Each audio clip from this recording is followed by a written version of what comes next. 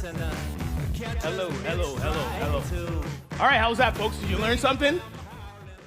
Yeah, well, you're getting the energy level up a little bit. So from the unique journey of esports players to what sets them apart in the competitive world, this next panel will shed some light on what it truly means to be an athlete in this dynamic and rapidly growing industry.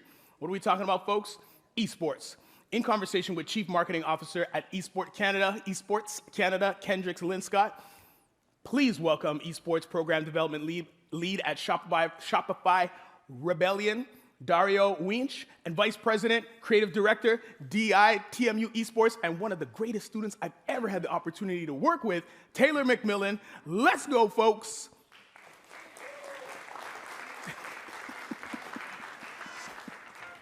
The stage is yours.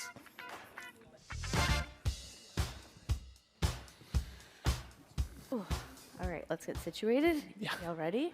Awesome. So thanks everyone for joining us for Elevating Esports Inside the Journey and Careers of Pro Players.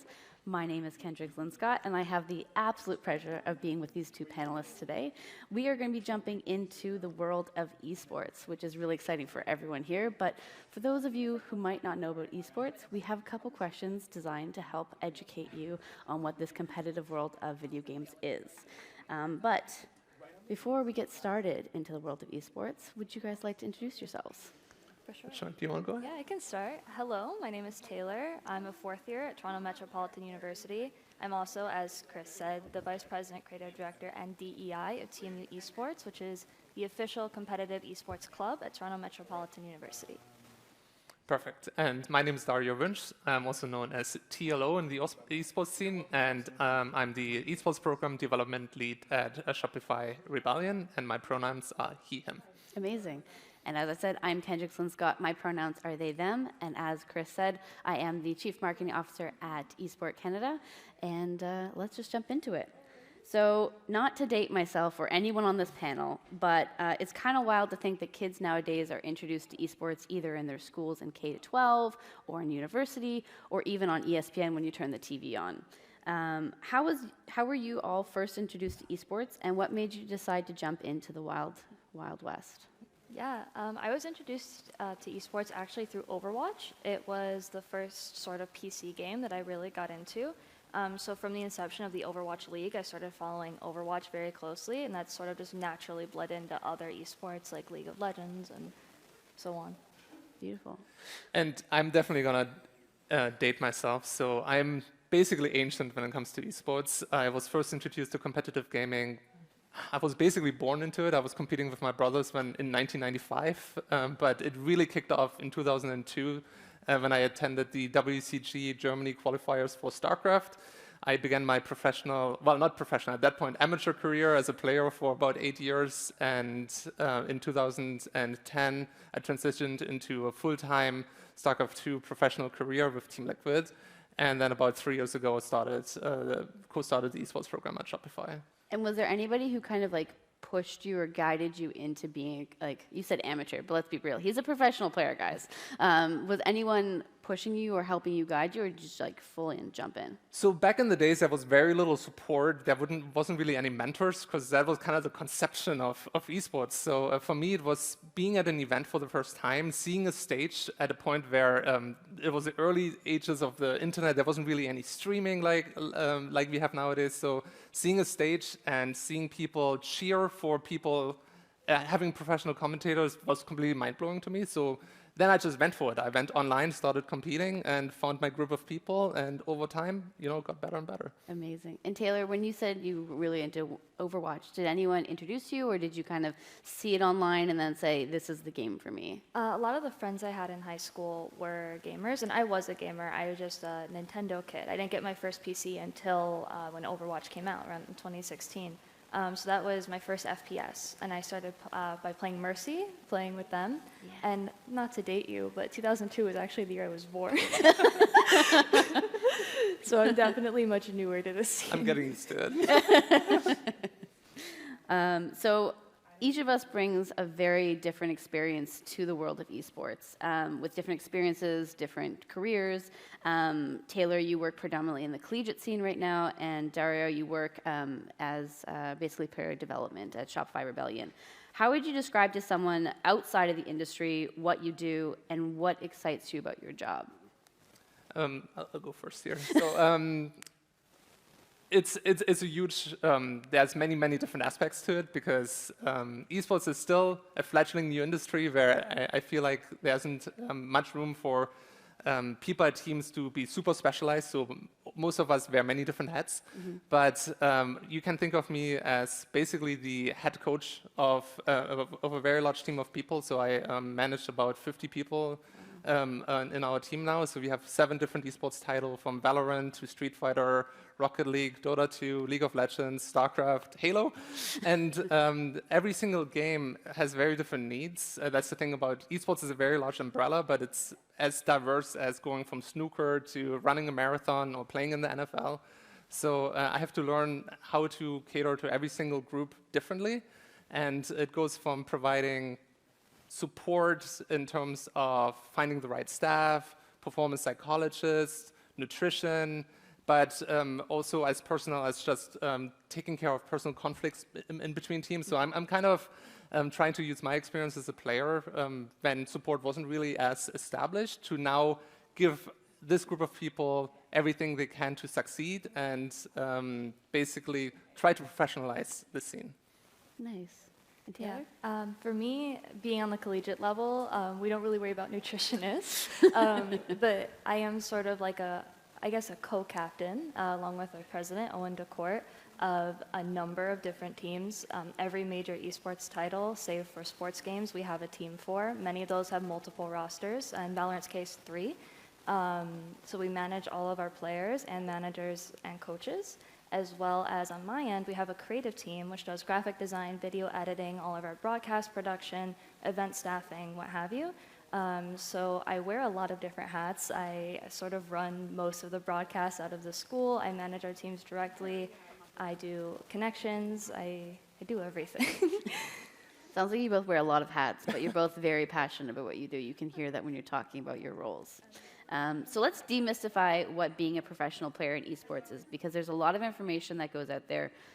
What goes into becoming a professional player in any title? It doesn't have to be StarCraft. Right, no, absolutely. So it's a wide spectrum, once again. Every game is a little bit different. There's games that are very professionalized, prize pools are very high, salaries are very high, and then there's games that don't get as much support, maybe viewership is not as high, so finances are very different. The main thing that differentiates esports and regular sports is just the level of access. So because you can just go online, start playing, and competing with people online, you have a very global competitor base. So it's very different to regular sports because that's usually localized. There's like this clear step from I'm my best local player going to maybe I compete on a city level to a state level to then country level, international level. Esports is basically lacking so far this kind of foundation, and collegiate is a huge part of that, making that better. But because of that, you're competing instantly with the global elite if you want to become a professional player. So that means you have to sacrifice a lot. There's a really small amount of people that can actually make a living out of esports so far. And the best people in the world put an enormous amount of sacrifice into it, playing many hours, having to travel globally, which means not spending as much time with your family and friends, boot camping with your team, and really having these intensives before tournaments. So it is really the same level of sacrifice that you have as a professional player on any high-level sport.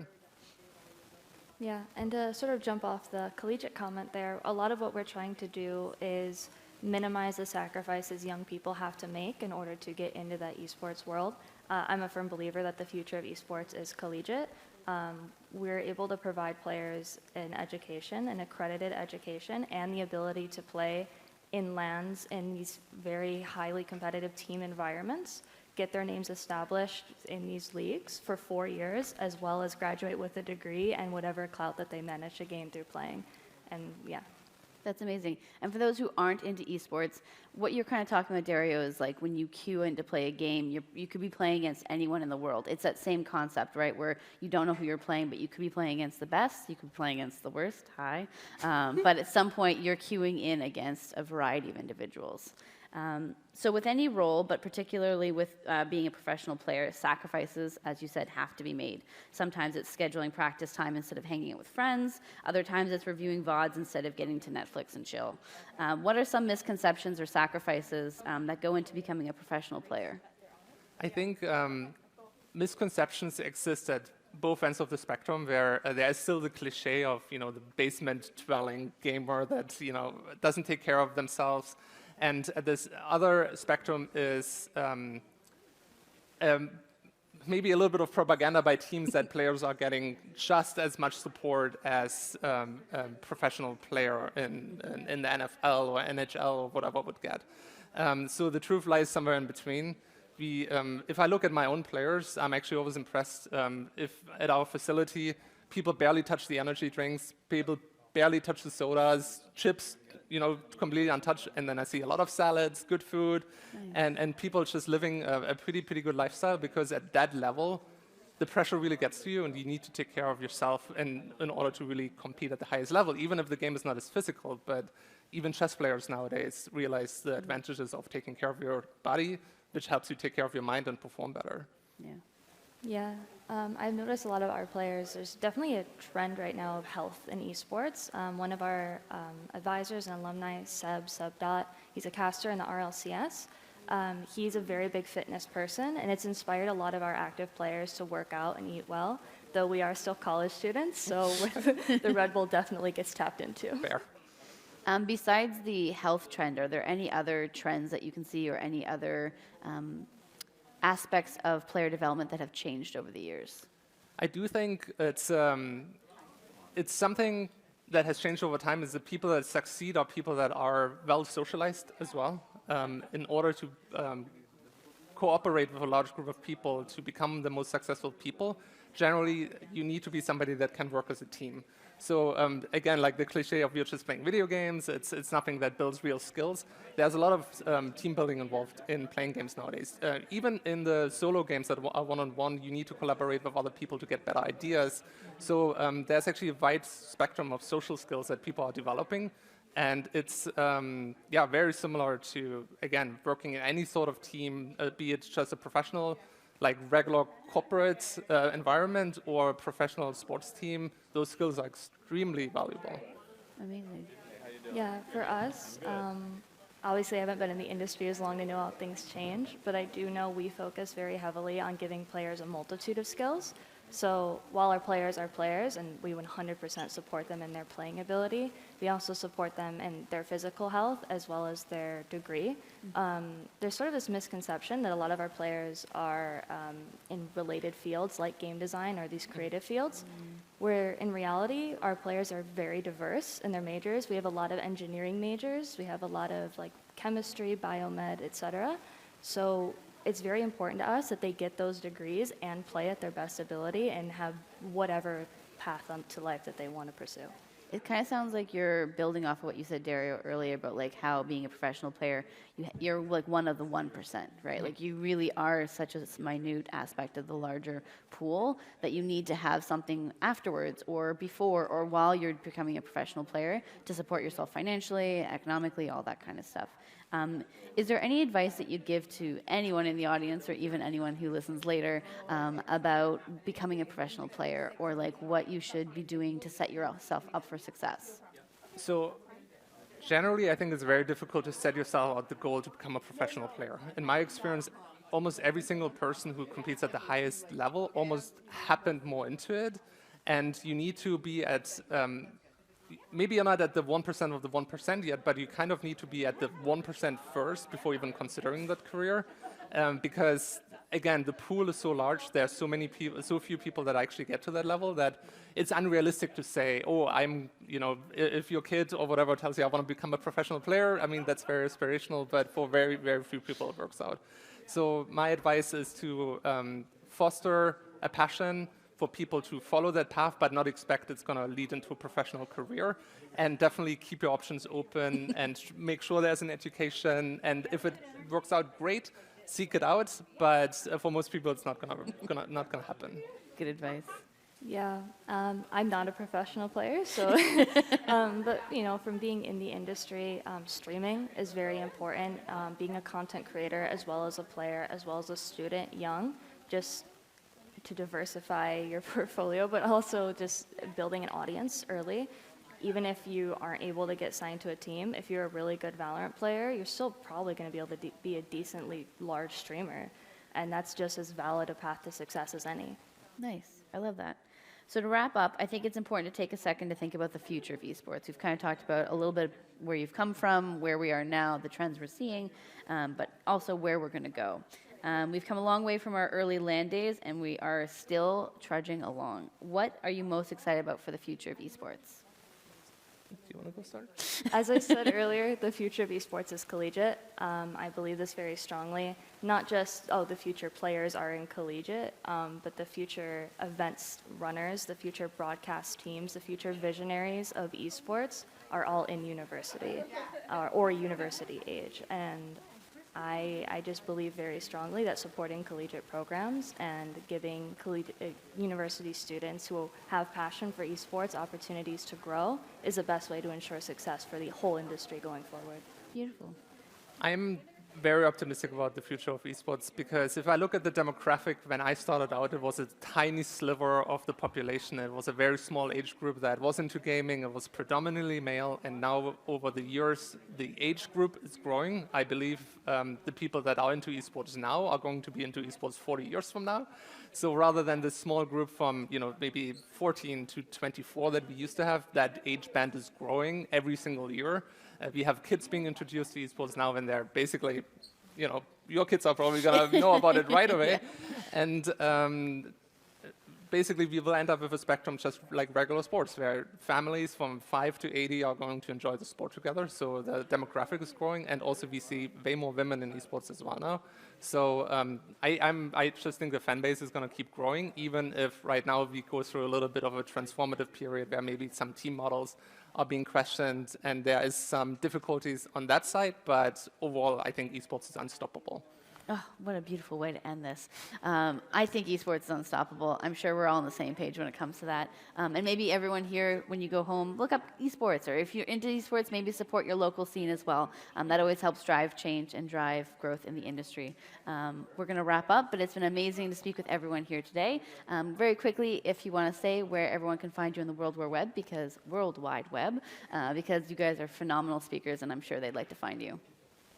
Yeah, my Twitter is ace__McMillan. You can also just look up Taylor McMillan. In terms of TMU Esports, just TMU Esports on Twitter. We post about all the events we do and all the amazing things that our students are doing, so definitely keep an eye on them.